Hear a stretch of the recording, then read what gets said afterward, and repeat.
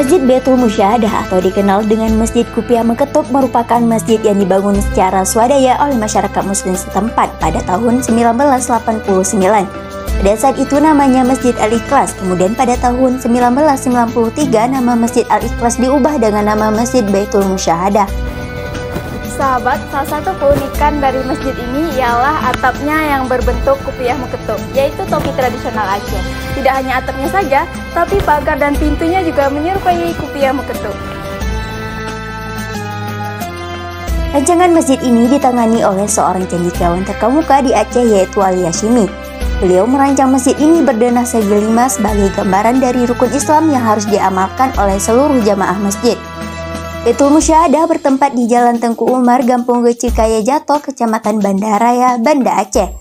Meski bernama Baitul Musyahadah, warga lebih cenderung menyebut nama masjid ini Masjid Kupiah Meketuk karena atapnya yang berbentuk kupiah meketuk. Jadi tak heran jika masjid ini familiar dengan sebutan Masjid Kupiah Meketuk.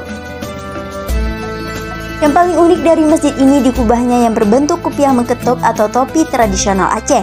Kupiah meketuk tidak hanya diletakkan di bangunan utama masjid, tapi juga ada diletakkan di atas pintu gerbang masjid.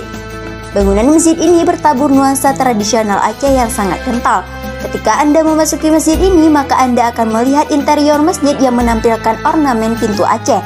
Di tahun 2006, pintu Aceh yang ada di dalam masjid ini telah ditetapkan sebagai warisan budaya Indonesia.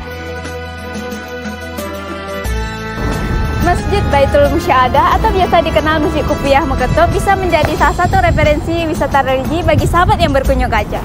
Dari Kota Banda Aceh, Serija Iwana bersama kru yang bertugas melaporkan.